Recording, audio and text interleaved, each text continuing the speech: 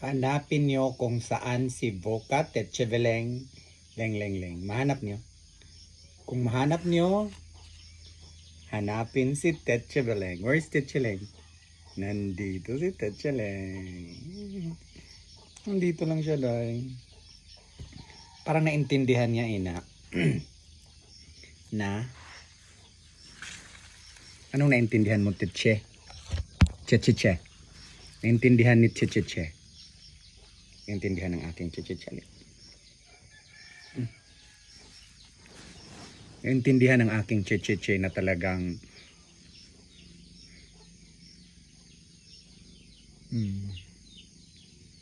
kagabi pa to eh. Hindi talaga siya lumayo sa akin. Di ba, Che? Bakit, Che? Naintindihan mo, Che? Ganun talaga ang buhay, Che, ha? Kailangan kang manatili dito sa bukid. Hindi ka namin pwedeng dalhin doon sa bayan kasi malapit doon sa highway, ha? At saka, yung safety mo doon ay hindi safe. Mas safe ka dito, Che. Okay? Kasama mo si Pfizer, kasama mo si Astra, kasama mo si Nonoy Turoy, kasama mo si Brian, ha? Mas safe ka dito, Che, ha? At don't worry, Che. Kasi, love ka din naman ni Nonoy Turoy. Love din ito ni Nonoy Turoy at ni Brian. At saka, don't worry, baby Che. Kasi, babalik naman si Mommy. Mommy will be back here. Together with Lola. Okay? Talagang, para talaga siyang tao doon. Naintindihan niya. Kagabi talagang sobrang lakas ng ulan kagabi. Hindi talaga siya umalis dito, day. Tapos, kaninang madaling araw, pinalabas ko kasi umiyak. So, pag umiyak siya, ibig sabihin nun ay maihi siya. Kaya kailangan nating palabasin. Kasi doon siya iihi sa labas. Diba, Che? Nega, Che, talaga. Masarap matulog dito. Masarap matulog sa bahay kubo ng inay. Bakit? Kasi, paano ba sabihin, mataas or mahaba? Yung ano ba, yung kesame. Mahaba yung kesame at talagang masasabi mo talaga na ganon. Doon kasi sa tinutulugan ko, doon.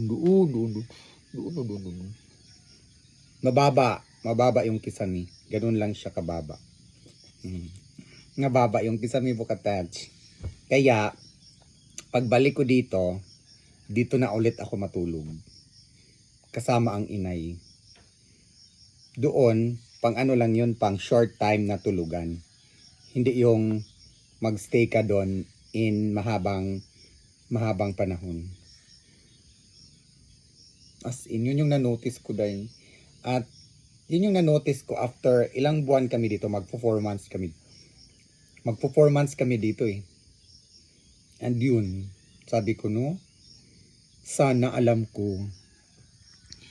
Yun ko lang nalalaman yung may maraming langgam na pumasok doon madaling araw.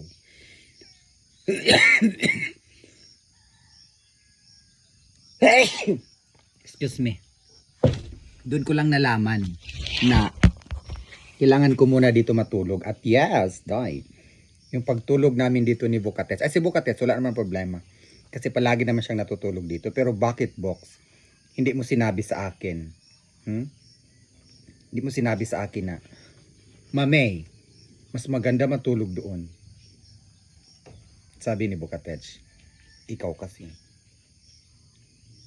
Hindi ba? May Bukates. Pero don't you worry, guys. Bukates is safe here. Together with my dogs. Kasi ang dami kasing nagsasabi na, Bayut, dalhin mo yun. Dalhin mo yun dong si Bukates at saka yung mga aso mo. Dadalhin mo dun. So, ayun po. Buo na po yung decision ko na hindi ko sila dadalhin.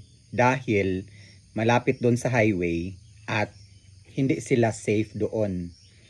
Hindi sila sanay na makarinig or hindi sila ang inano ko sa kanila yung safety nila.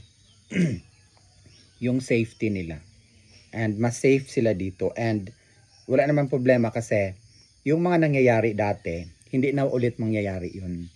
Kasi po sinabihan ko na sila na i-ano natin, yung mga alaga natin, kung paano natin inaalagaan yung sarili natin, ganun din ang ibibigay natin sa kanila.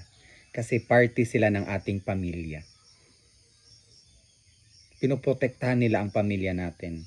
Kaya, kung ano yung kinakain natin, yun yung kinakain nila. Di ba, Box? Mas mahal pa nga yung kinakain mo, Box, eh.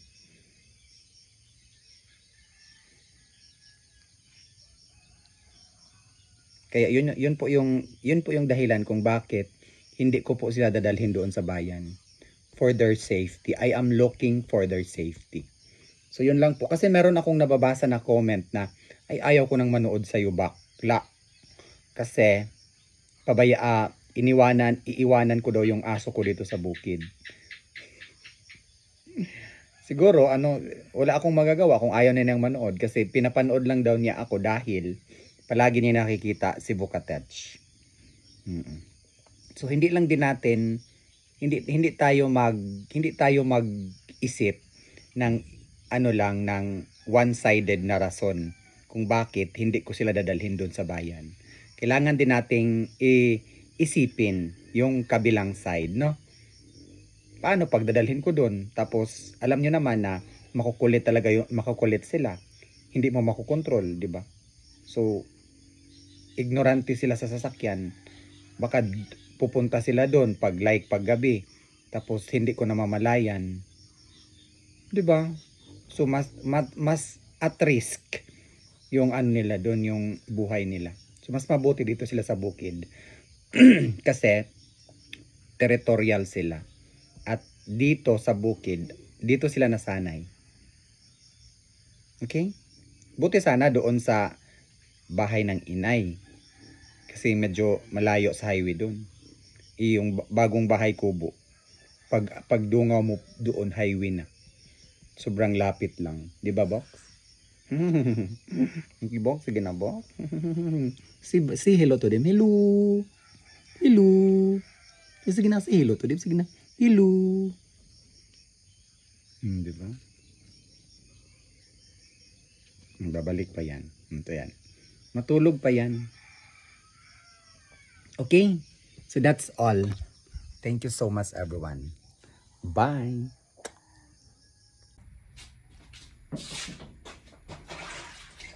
Hinaw ba yot? Hinaw. Manghinaw.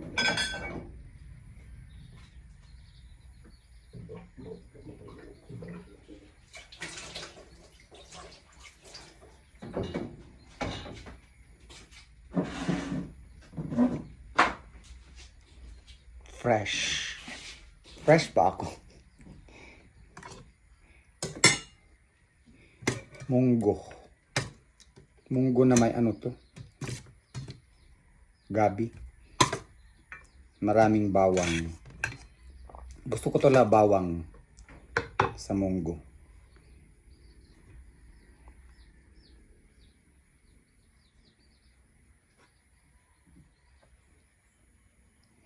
Bawang.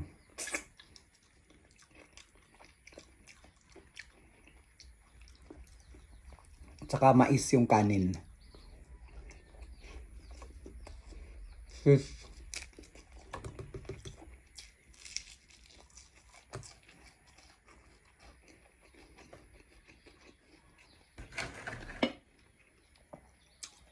Yung mais ay bagong harvest to, bagong ani. Ito yung ani ni Nonito Raya.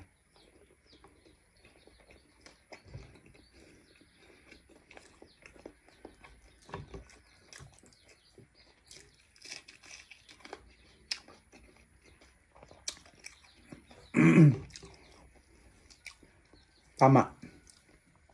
Tama po ang narinig ninyo na hindi ko dadalhin si Bukatech.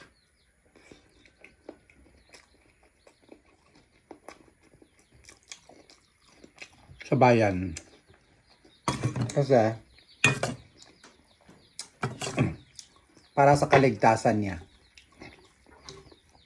Mas ligtas siya dito.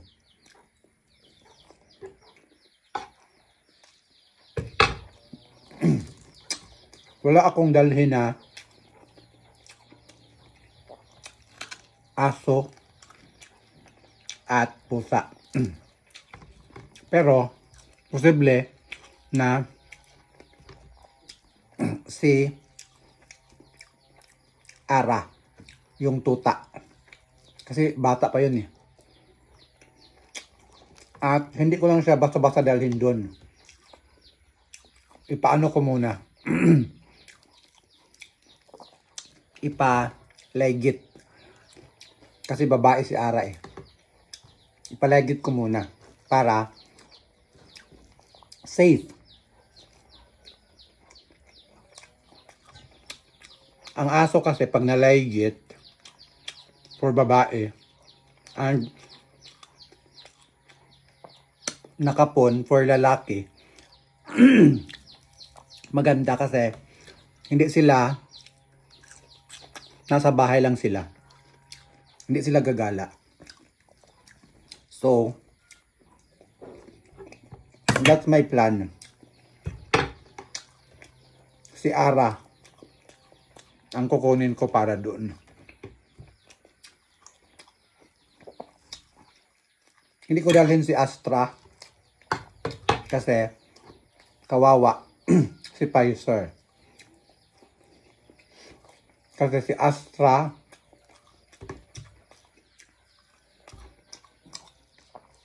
at si Pfizer ay tandem sila. Hindi sila pwedeng paghiwalayin.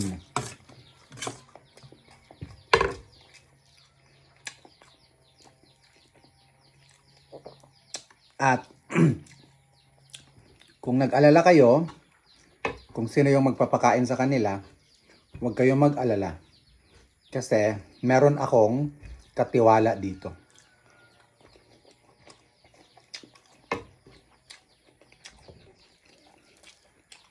Okay? Busog na ako. Bilis kong nabusog.